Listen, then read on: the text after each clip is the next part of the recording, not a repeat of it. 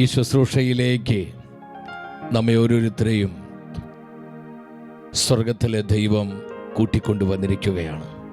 ഈ ശുശ്രൂഷയിലൂടെ വിളിക്കുന്നത്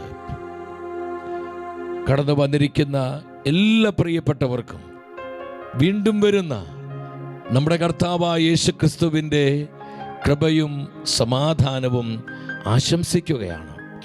62-ാം സങ്കീർത്തനം 8-ാം വചനത്തിൽ കർത്താവിൻ്റെ പരിശുദ്ധ വചനം നമ്മെ പഠിപ്പിക്കുകയാണ്. ജനമേ, എന്നും ദൈവത്തിൽ ശരണം വയ്ക്കുവിൻ, അവിടുത്തെ മുൻപിൽ നിങ്ങളുടെ ഹൃദയം തുറക്കുവിൻ, അവിടുന്നാണ് നമ്മുടെ സങ്കേതം. ഇന്ന് ഈ ശുശ്രൂഷയിൽ പങ്കെടുത്ത് പ്രാർത്ഥിക്കുന്ന ആയിരങ്ങളോടാണ് കർത്താവ് ഈ വചനം സംസാരിക്കുന്നത്. എൻ്റെ ജനമേ, നിങ്ങൾ എന്നിൽ ശരണം വയ്ക്കുക. ആരെല്ലാം ദൈവമായ കർത്താവിനെ ആശ്രയിക്കുന്നുവോ അവർക്കൊരിക്കലും ലജ്ജിക്കേണ്ടി വരികയില്ല.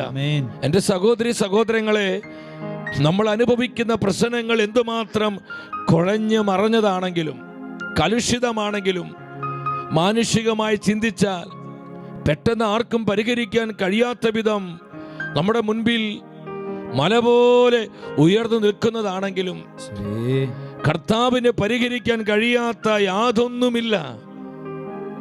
അവിടുത്തെ ശക്തിയുടെ മുൻപിൽ വഴിമാറി പോകാത്തതായി യാതൊന്നുമില്ല സഹോദരങ്ങളെ. ആയതിനാൽ നമ്മൾ കർത്താവിൽ ശരണം വയ്ക്കുക.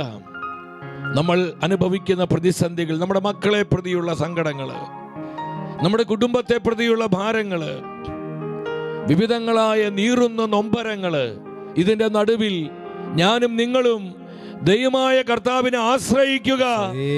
എൻ്റെ ജനമേ, നിങ്ങൾ കർത്താവിൽ ശരണം വയ്ക്കുക, അവിടുത്തെ സന്നിധിയിൽ നിങ്ങളുടെ ഹൃദയം തുറക്കുവിൻ. ഹൃദയം തുറന്ന് പ്രാർത്ഥിക്കുക, കണ്ണുനീരോടെ നിലവിളിക്കുക, വിശ്വാസത്തോടെ യേശുനാമം വിളിക്കുക. അത്ഭുതങ്ങൾ, വിമോചനങ്ങൾ ഉറപ്പാണ്. ആയിരിക്കുന്നിടത്തൊരു നിമിഷം എല്ലാവരും എഴുന്നേറ്റ് നിന്ന്, നമ്മൾ ഒറ്റയ്ക്കല്ല, നമ്മുടെ മധ്യേ ജീവിക്കുന്ന കർത്താവുണ്ട്. കർത്താവിന്റെ ജീവനുള്ള സാന്നിധ്യം നമ്മുടെ മധ്യയുണ്ട്. ആ സാന്നിധ്യത്തിന്റെ വലയം നമ്മെ പൊതിഞ്ഞിരിക്കുകയാണ്. നമ്മൾ അവന്റെ മഹത്വത്തിലാണ്, അവന്റെ തേജസ്സിലാണ്, അവിടുത്തെ കൃപയിലാണ്. ഈശോയേ, ഹൃദയം തുറന്ന് പ്രാർത്ഥിക്കുക, കണ്ണുനീരോടെ നിലവിളിക്കുക. യേശുനാമത്തിന്റെ ശക്തി തിരിച്ചറിഞ്ഞ് ആ നാമം വിളിച്ചപേക്ഷിക്കുക. യേശു നാമത്തെ വിളിച്ചപേക്ഷിക്കുക. ആ നാമത്തിൽ വിടുതലുണ്ട്, ആ നാമത്തിൽ അനുഗ്രഹമുണ്ട്, യേശു നാമത്തിൽ സൗഖ്യമുണ്ട്, ഡെലിവറൻസ് ഉണ്ട്, അഭിഷേകമുണ്ട്. സംഘം തുറന്ന് വിളിച്ച യേശുവേ, ഈശോയേ, ഞങ്ങളുടെ ഏക രാജാവേ, ഏക കർത്താവേ, ഞങ്ങൾ അനുഭവിക്കുന്ന ദുരിതങ്ങളിലേക്ക്, സങ്കടങ്ങളിലേക്ക്, കണ്ണുനീരിലേക്ക് ഇറങ്ങി വരണമേ, ആശ്വസിപ്പിക്കണമേ, വിമോചനം നൽകണമേ. സ്തുതിക്കുന്നു, സ്തുതിക്കുന്നു, സ്തുതിക്കുന്നു, സ്തുതിക്കുന്നു. ഇരു കരങ്ങൾ ഉയർത്തി ഒന്നിച്ച് ഒരു മനസ്സോടെ വിളിക്കുന്ന പരിശുദ്ധാത്മാവേ, മക്കളെ ഓർത്ത് ഹൃദയം കലങ്ങിയിരിക്കുന്ന ഓരോ പിതാവിലേക്കും മാതാവിലേക്കും ദൈവശക്തി ഇറങ്ങട്ടെ, ദൈവാത്മാവിന്റെ വ്യാപനം ഉണ്ടാവട്ടെ, ദൈവകൃപയുടെ നിറഞ്ഞൊഴുക്കുണ്ടാകട്ടെ, ദൈവവചനത്തിന്റെ വെളിപ്പെടൽ ഉണ്ടാകട്ടെ. റിലീസ്. സ്തുതിക്കുന്നു, സ്തുതിക്കുന്നു, സ്തുതിക്കുന്നു. ഈശോയേ, ഈശോയേ, ആമേൻ, ആമേൻ. ഇരു കരങ്ങളും ദൈവസന്നിധിയിലേക്ക് യാചനാപൂർവം തുറന്നു പിടിച്ച് ആമേൻ. ഗ്ലോറി, ഗ്ലോറി പരിശുദ്ധാത്മാവേ. അപ്പോസ്തലർ ആരാധിച്ചൊരു പരിശുദ്ധാത്മാവേ, വിശ്വാസത്താൽ അങ്ങേ ഞങ്ങൾ ആരാധിക്കുന്നു. അപ്പോസ്തലർ ആരാധിച്ചു, എല്ലാവരും പാടി ആരാധിച്ച് വിശ്വാസത്താൽ അങ്ങേ ഞങ്ങൾ ആരാധിക്കുന്നു. മാളിക മുറിയിൽ തീയായി വന്നൊരു പരിശുദ്ധാത്മാവേ, ദാഹത്തോടെ അങ്ങേ ഞങ്ങൾ ആരാധിക്കുന്നു. മാളിക മുറിയിൽ തീയായി വന്നൊരു പരിശുദ്ധാത്മാവേ, ദാഹത്തോടെ അങ്ങേ ഞങ്ങൾ ആരാധിക്കുന്നു. നിറയണമേ നീ എന്നുള്ളിൽ തീനാവുകളാൽ, ഒഴുകണമേ നീ എന്നുള്ളിൽ പുതിയൊരു നദിയായി. ആത്മാവേ, ഓരോ മാതാവിലും പിതാവിലും ഇറങ്ങി വരണമേ. മക്കളെ ഓർത്തുള്ള നൊമ്പരങ്ങളിൽ ആശ്വാസം നൽകണമേ. അപ്പസ്തോലർ ആരാധിച്ചൊരു പരിശുദ്ധാത്മാവേ, വിശ്വാസത്താൽ അങ്ങേ ഞങ്ങൾ ആരാധിക്കുന്നു. അപ്പസ്തോലർ ആരാധിച്ചൊരു പരിശുദ്ധാത്മാവേ, വിശ്വാസത്താൽ അങ്ങേ ഞങ്ങൾ ആരാധിക്കുന്നു.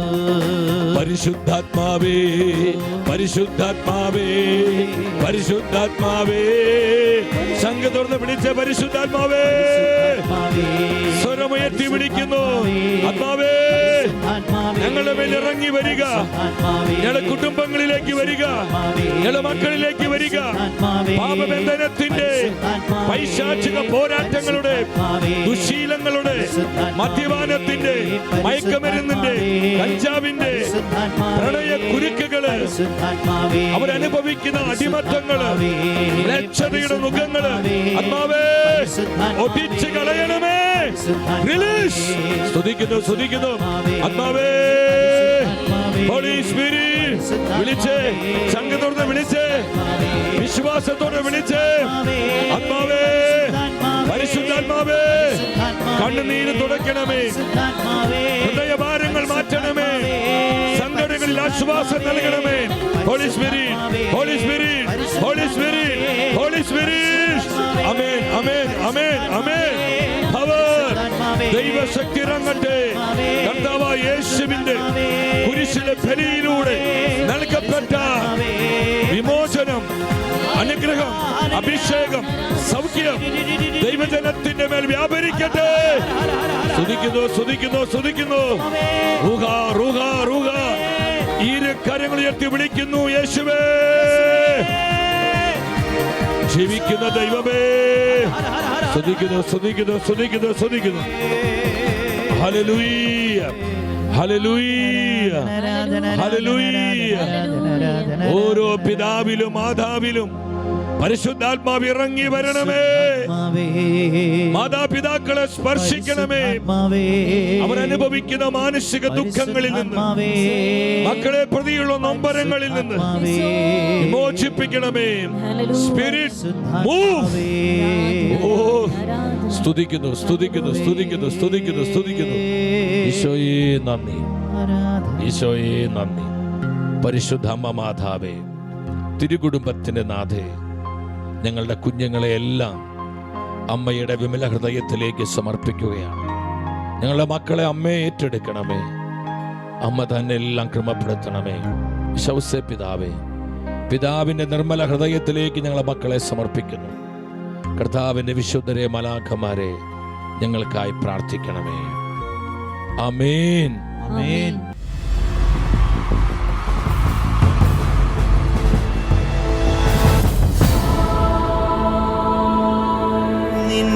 വചനം ധ്യാനിക്കുമ്പോൾ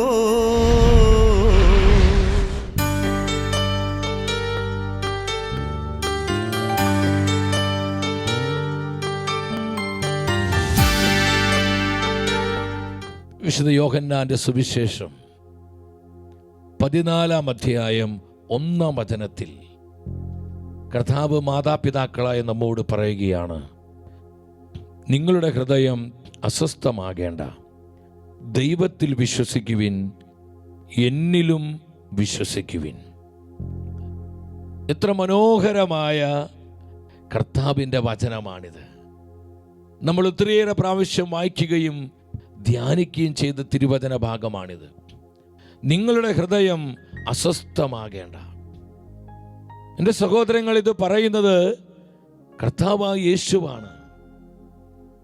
മാതാപിതാക്കൾ എന്ന നിലയിൽ ഇന്ന് നമ്മുടെ ഹൃദയം ഒരുപാട് അസ്വസ്ഥമാണ്.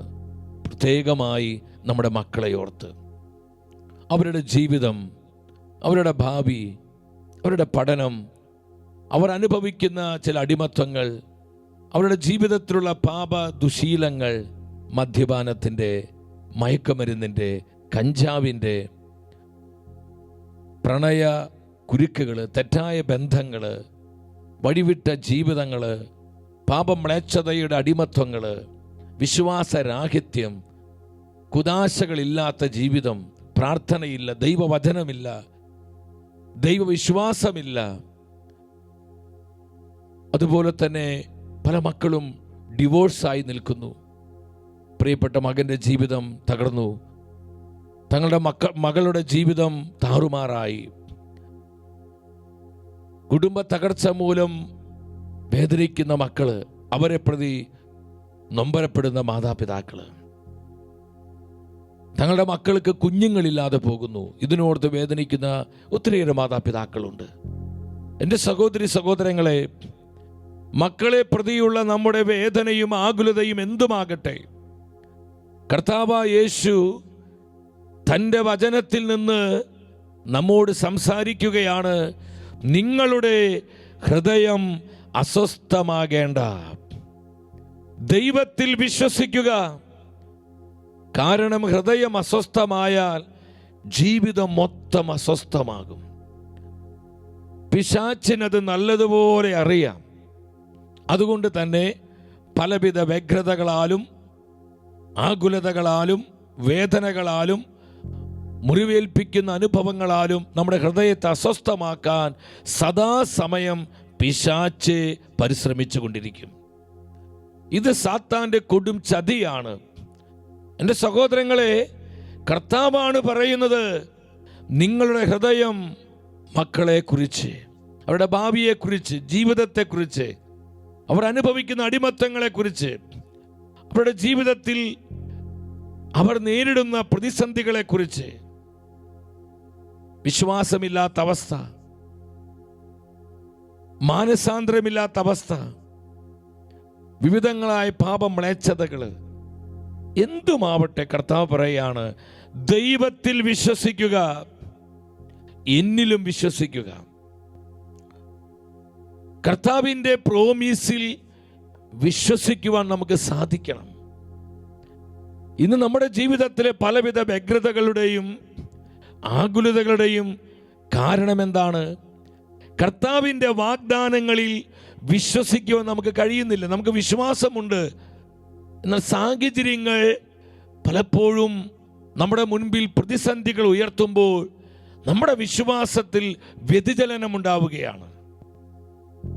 പ്രതിസന്ധിയുടെ നടുവിൽ, കണ്ണുനീരിൻ്റെ നടുവിൽ, വേദനയുടെ നടുവിൽ, കഠിനമായ സഹനത്തിൻ്റെ തീച്ചുളയിൽ കർത്താവിൻ്റെ പ്രോമിസിൽ വിശ്വസിക്കുവാൻ എൻ്റെ സഹോദരി സഹോദരങ്ങളെ, പ്രിയ മാതാപിതാക്കളെ, പലപ്പോഴും നമുക്ക് കഴിയാതെ വരുന്നു. ഇതാണ് നമ്മുടെ ആകുലതയുടെ കാരണം. കർത്താവിൻ്റെ പരിപാലനയിൽ, കർത്താവിൻ്റെ വചനങ്ങളിൽ, കർത്താവിൻ്റെ വിശ്വസ്തതയിൽ നമുക്ക് വിശ്വസിക്കാൻ പലപ്പോഴും കഴിയുന്നില്ല. കാരണം എന്താ? ഇതിന് നേരെ വിപരീതമായാണ് നമ്മുടെ മുൻപിൽ പ്രതിസന്ധികൾ ഇങ്ങനെ കുമിഞ്ഞുകൂടുന്നത്. മക്കളെ പ്രതിയുള്ള വേദനകളും ഭാരങ്ങളും നമ്മെ ഒരുപാട് അലട്ടുമ്പോഴോ ഈ പ്രോമിസുകളിൽ പലപ്പോഴും വിശ്വസിക്കാൻ, ചങ്കുറപ്പിക്കാൻ നമുക്ക് കഴിയാതെ പോകുന്നു. അപ്പോസ്തലനായ പൗലോസ് സഭയോട് പറയുന്ന മനോഹരമായ ഒരു വചനമുണ്ട്. ഫിലിപ്പി 4:6 ആ വചനം. ഒന്നിനെ കുറിച്ചും ആകുലരാകേണ്ട, പ്രാർത്ഥനയിലൂടെയും അപേക്ഷയിലൂടെയും കൃതജ്ഞതാ സ്തോത്രങ്ങളോടെ നിങ്ങളുടെ യാചനകൾ ദൈവസന്നിധിയിൽ അർപ്പിക്കുവിൻ. മാതാപിതാക്കളെ കുറിച്ച് കർത്താവ് പറയാണ്, നിങ്ങൾ ഒന്നിനെ കുറിച്ചും ആകുലപ്പെടേണ്ട.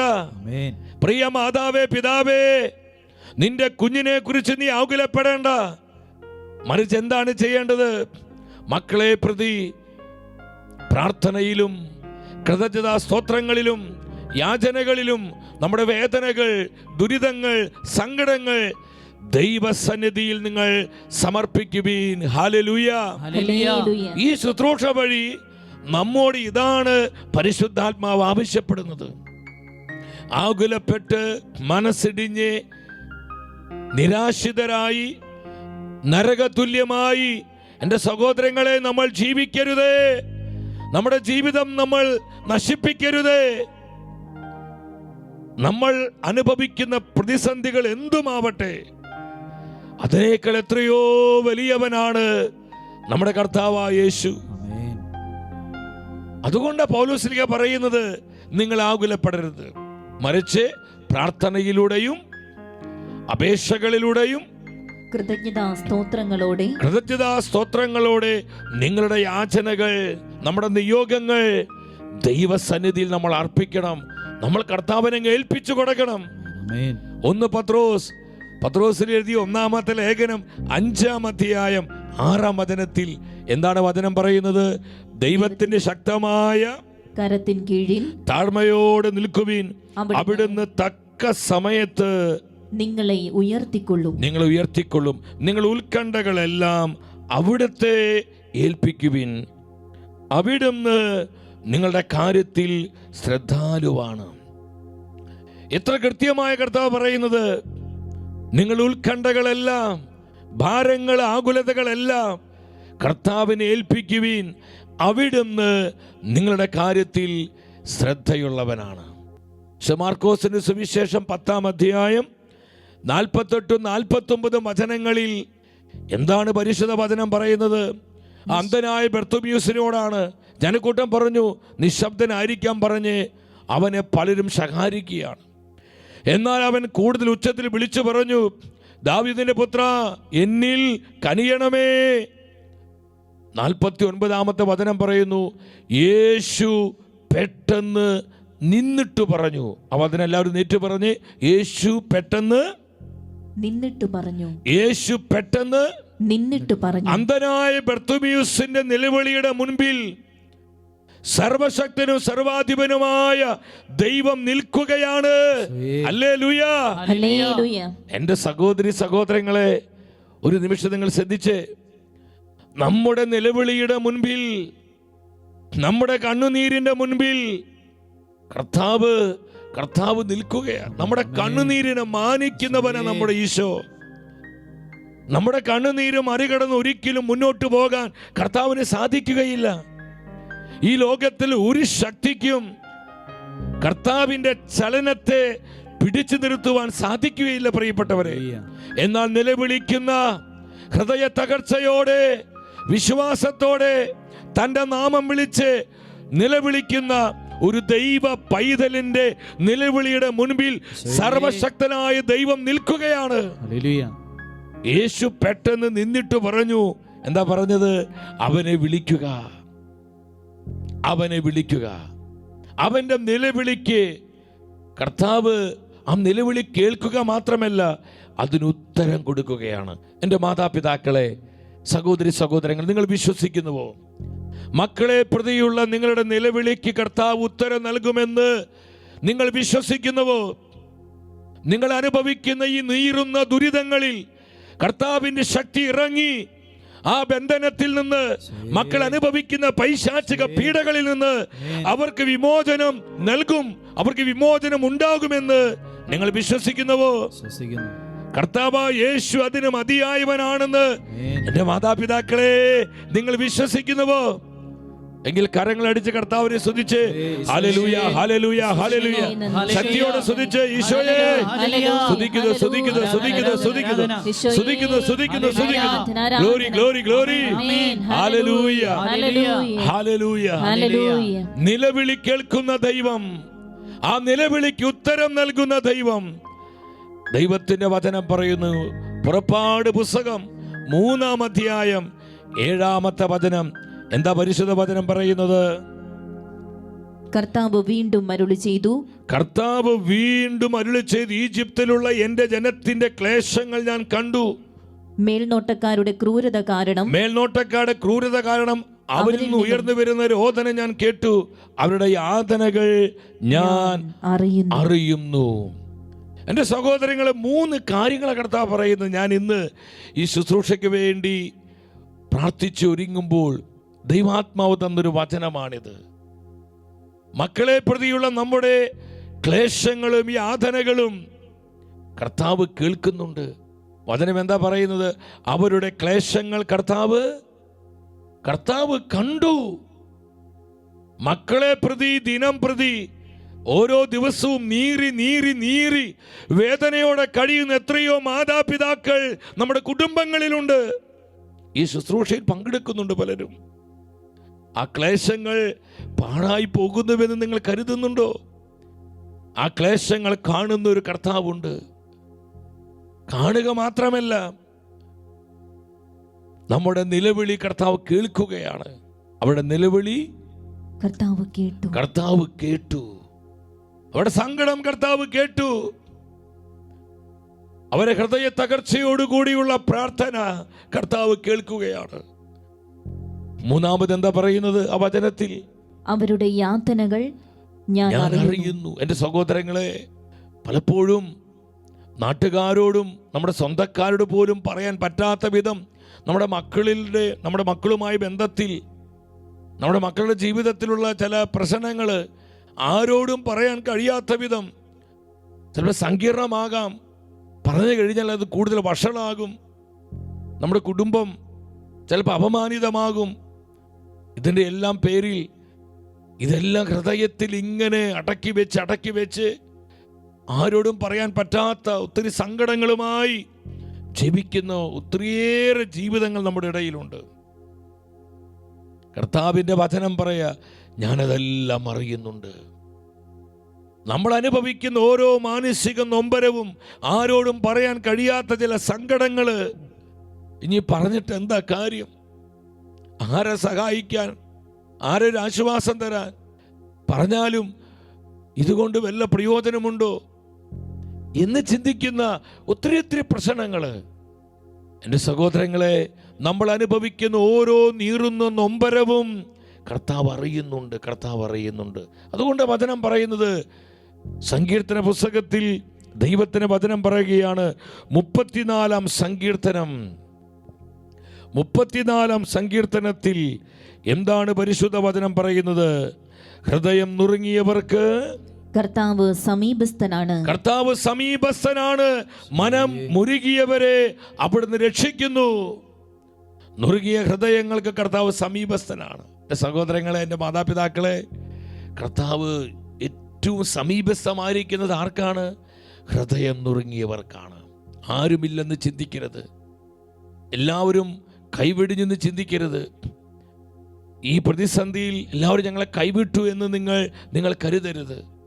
കർത്താവ് വാഗ്ദാനം തരികയാണ്, ഹൃദയം നുറുങ്ങിയവർക്ക് ഞാൻ വളരെ സമീപസ്ഥനാണ്.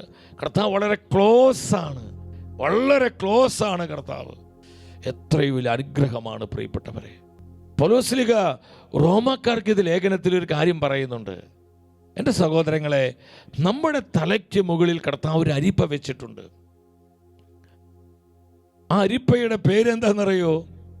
റോമർ 8:28 എന്നാണ്. ഈ അരിപ്പയിലൂടെ മാത്രമേ നമ്മുടെ ജീവിതത്തിൽ എന്തും വന്ന് വീഴുവാൻ കർത്താവ് അനുവദിക്കുകയുള്ളൂ. ചിലർ ചിന്തിക്കും, ഞാൻ എന്ത് തെറ്റ് ചെയ്തിട്ടാണ് എൻ്റെ കുഞ്ഞുങ്ങൾ ഇതുപോലെ ആയത്, എൻ്റെ കുടുംബത്തിന് ഈ പരാജയമുണ്ടായത്, ഞങ്ങൾക്ക് ഈ കൊടിയ സഹനം എന്തുകൊണ്ട് കർത്താവ് നീ അനുവദിച്ചു? ഞങ്ങൾ എന്ത് തെറ്റ് ചെയ്തിട്ട കർത്താവേ? എൻ്റെ കുഞ്ഞ് മദ്യപാനത്തിലും മ്ലേച്ഛതയിലും എൻ്റെ കുഞ്ഞിൻ്റെ കുടുംബ ജീവിതം തകർന്നു പോയി. വിവാഹം കഴിഞ്ഞിട്ട് മക്കളില്ലാത്ത അവസ്ഥ വർഷങ്ങളായിട്ട്.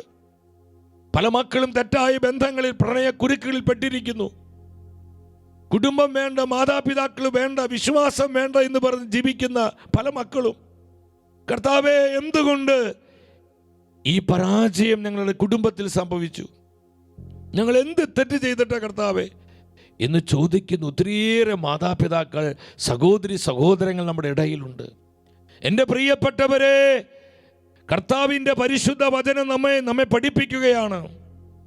ദൈവം അറിയാതെയും ദൈവം അനുവദിക്കാതെയും നമ്മുടെ ജീവിതത്തിൽ ഒന്നും സംഭവിക്കുന്നില്ല.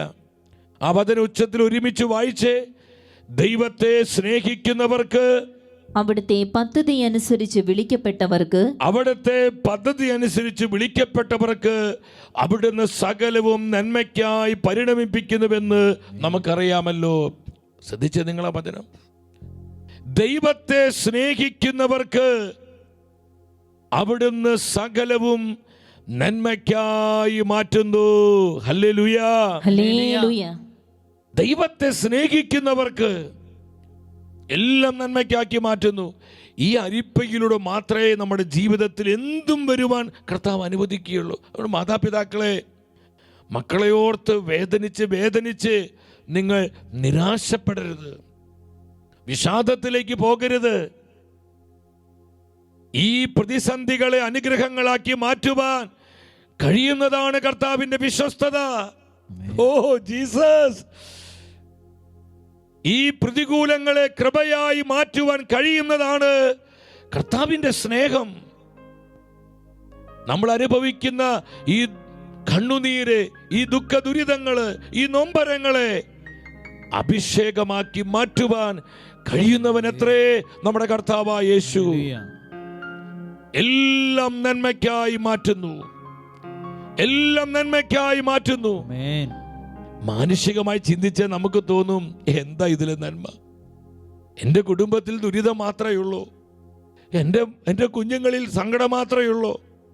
ഞാൻ പ്രാർത്ഥിച്ചിട്ടും ധ്യാനങ്ങളിൽ പങ്കെടുത്തും വചനം വായിച്ചും കുദാശകൾ സ്വീകരിച്ച് ജീവിച്ചും ഈ തകർച്ചയും പ്രശ്നവും മാത്രമേ ഉള്ളൂ. എൻ്റെ സഹോദരങ്ങളെ, അതിനെ അറുതി വരുത്താൻ കർത്താവിൻ്റെ കരങ്ങളിൽ ഒരു സമയമുണ്ട്. നമുക്കായി ദൈവം നിശ്ചയിച്ചിരിക്കുന്ന മഹത്വപൂർണമായൊരു സമയം കർത്താവിന്റെ കരങ്ങളിലുണ്ട്. ഹല്ലേലൂയ, ഹല്ലേലൂയ. Glorious day, glorious day. നിരാശപ്പെടരുതേ, ആകുലപ്പെടരുത്, വിഷാദത്തിൽ ആണ്ടുപോകരുത്. 34-ാം സങ്കീർത്തനം 5-ാം വചനം തരുന്ന വാഗ്ദാനം എന്താണ്? അവിടുത്തെ നോക്കിയവർ പ്രകാശിതരായി അവർ ലജ്ജിതരാവുകയില്ല. അവർ ലജ്ജിതരാവുകയില്ല. ദൈവത്തിന്റെ വചനം പറയാണ്, അവിടുത്തെ നോക്കിയവർ പ്രകാശിതരായി. എൻ്റെ സഹോദരങ്ങളെ, ഈ സഹനങ്ങളിലും വേദനകളിലും പ്രിയ മാതാവേ, പിതാവേ, നാം കർത്താവിൻ്റെ തിരുമുഖത്തേക്ക് നോക്കണം.